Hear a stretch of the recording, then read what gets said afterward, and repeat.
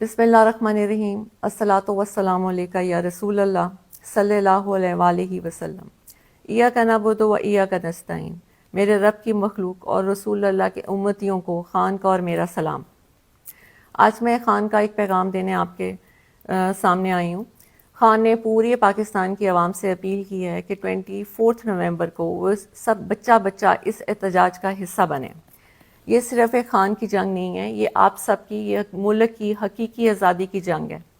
اس میں خان نے ہر طبقے سے تعلق رکھنے والے انسان کو اس میں شرکت کی دعوت دی ہے۔ اس میں کسانوں کو کہا ہے، اسٹوڈنٹس کو کہا ہے، ٹیچرز کو کہا ہے، ہیومن رائٹس والوں کو کہا ہے، رکشے والوں کو کہا ہے۔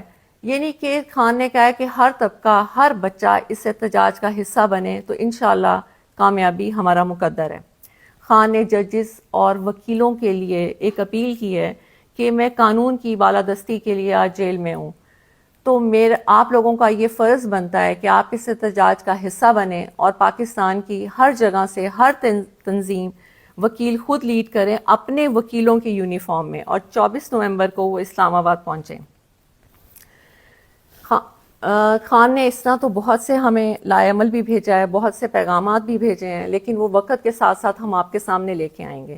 دوسرا جو سب سے امپورٹنٹ اور اہم بات ہے جس کے لیے میں آج آپ کے سامنے آئی ہوں، وہ صرف یہ ہے کہ بہت سی چیزیں ہو رہی ہیں کہ جی 24 نومبر کی ڈیٹ چینج کر دی جائے اور خان کے سے ہم مذاکرات کر لیں گے، تو ایسی کوئی بات نہیں ہے۔ ڈیٹ صرف ایک ہی شرط پہ چینج ہو سکتی ہے کہ خان باہر آئیں اور خود اپنی زبان سے عوام کو اگلا لائے عمل دیں۔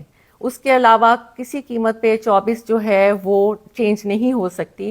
اس لیے اگر کوئی غلط میسج آئے آپ کو عوام کی طرف سے تو آپ نے اس کو نہیں ماننا، کیونکہ خان نے یہ خاص پیغام بھیجا ہے کہ 24 نومبر کبھی بھی کینسل نہیں کی جائے گی جب تک کہ خان خود آ کے عوام سے خطاب نہیں کریں۔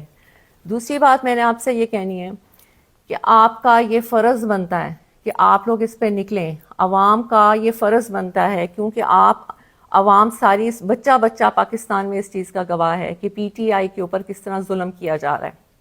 میری آج اداروں اور پولیس سے ایک التجا ہے کہ یہ آپ کے بہن بھائی ہیں جو پرامن احتجاج کرنے آتے ہیں، آپ ان پہ ظلم کیوں کرتے ہیں؟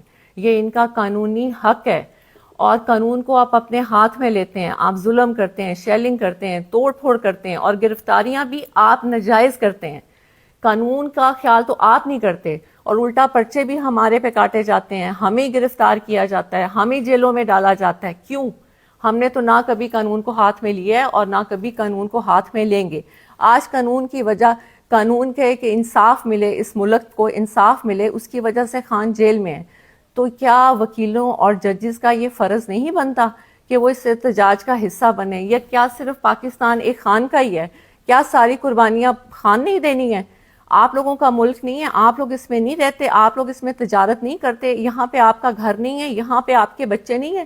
کیا خان اکیلا ہی ہے؟ کبھی آپ نے سوچا نہیں کہ 72 ایئرس کے خان ہو چکے ہیں؟ کیا ان کا دل نہیں کرتا کہ وہ اپنے گھر میں آرام اور سکون سے بیٹھیں، وہ ٹی وی دیکھیں، اپنی زندگی کو انجوائے کریں؟ آج وہ کال کوٹری میں ایک چھوٹی سی جیل میں، جس میں 4 پائی ہو اور اگر ایک کرسی رکھو تو گھٹنے آپ کی 4 پائی کو لگتے ہیں، یعنی کہ اتنی چھوٹی سی جگہ پہ خان کو رکھا گیا ہے، اور 1.5 سال سے زیادہ عرصہ ہو گیا ہے۔ اور وہ کیوں ہے؟ صرف اس لیے کہ یہاں پہ انصاف آئے ملک میں۔ تو کیا ججز اور وکیلوں کی یہ ذمہ داری نہیں بنتی کہ ایک انسان جو انصاف کے لیے اندر بیٹھا ہے اور جو انصاف دینے کے دعویٰ دار ہیں ججز اور وکیل، اور وہ خاموشی سے بیٹھے ہیں، بلکہ الٹا وہ یہ کہتے ہیں کہ جی بہت سے ہمیں پتہ لگ رہا ہے کہ جی پٹیشن دائر ہو رہی ہے کہ پی ٹی آئی کو احتجاج سے روکا جائے۔ کسی بھی قانون میں یہ نہیں ہے کہ آپ کسی کو پرامن احتجاج سے روکیں۔ ہماری آپ سے التجا ہے کہ آپ اس ظلم کو بند کر دیں۔ یہ بچے، یہ بہن بھائی آپ کے ہیں، یزید مت بنیں۔ اس نے بھی یہ کیا تھا، وہ بھی مسلمان تھا، لیکن جب وہ اپنی انا کی وجہ سے اس نے یہ ظلم کیا، آپ یہ ظلم کرنا بند کر دیں۔ خدا را یہ ملک کو کہاں تک آپ ایسے کریں گے؟ کتنی لوگوں کی آپ بدوائیں لیں گے؟ دوسرا، ہم نے نہ کبھی قانون ہاتھ میں لیے اور نہ لیں گے، اور آپ سے التجا ہے کہ آپ بھی قانون کو ہاتھ میں مت لیں۔ دوسرا، اداروں سے میں نے یہ کہنا ہے کہ یہ بالکل غلط ہے کہ خان بدلہ لیں گے کسی سے. شاید آپ لوگوں تک یہ پیغام نہیں پہنچتا. خان نے کہا ہے کہ طاقت میں آ کے کسی سے بدلہ لینے کا مطلب ہے کہ اللہ کی ناراضگی. اور انہوں نے کہا ہے کہ میں نے یہ جو جیل میں جتنا بھی ٹائم گزارا ہے یہ میرا ایک اللہ سے تعلق بنا ہے جس میں نے یہ سیکھا ہے کہ طاقت میں آ کے معافی کا دروازہ کھولتے ہیں نہ کہ ظلم کا دروازہ کھولتے ہیں.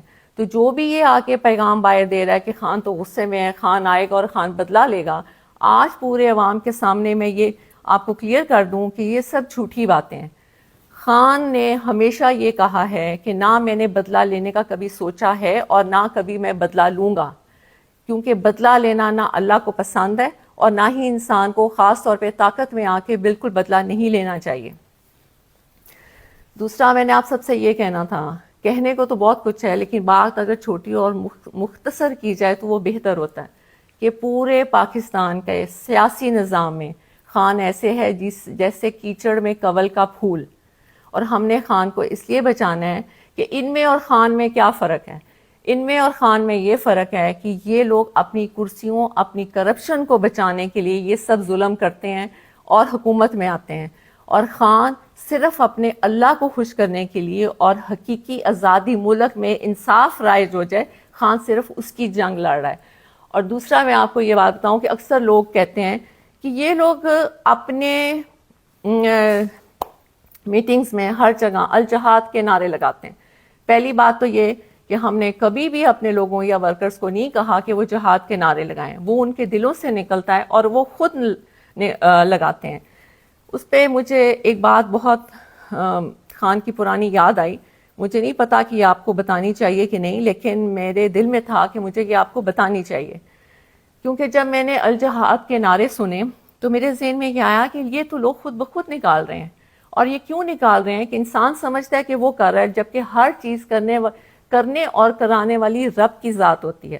اگر دشمنی کر رہا ہے تو وہ بھی اللہ کی مرضی سے کر رہا ہے, اگر دوست دوستی کر رہا ہے یا ہم کوئی اچھا کام کر رہے ہیں تو وہ بھی ہم اللہ کی مرضی سے کر رہے ہیں.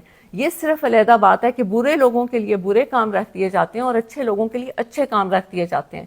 تو ہماری تو ہمیشہ یہی دعا رہی ہے کہ یا اللہ ہمارے ہاتھ سے اچھے کام کرائیں. جہاد, آپ نے کہا الجہاد کا خان نے بہت پہلے یہ بتایا تھا کہ یہ قصہ, یہ ظلم اور یہ خان کے پیچھے ساری قوتیں جو کھڑی ہو گئیں اس کی وجہ کیا ہے جو آج تک کسی نے آپ کو نہیں بتائی. خان جب سب سے پہلے ننگے پاؤں مدینہ شریف گئے تھے تو جب وہ واپس آئے تھے تو فوراً ہی باجوہ کو کال آنا شروع ہو گئی تھی کہ یہ تم کیا اٹھا کے لے آیا, ہم اس ملک میں شریعت کا نظام ختم کرنے لگے ہیں اور تم شریعت کے ٹھیکیداروں کو لے آئے ہو, اور ہمیں یہ نہیں چاہیے. آپ یقین مانیے تب سے خان اور اس کی بیگم کے بارے میں گن ڈالنا شروع کر دیا اور خان کو یہودی کا ایجنٹ کہنا شروع کر دیا.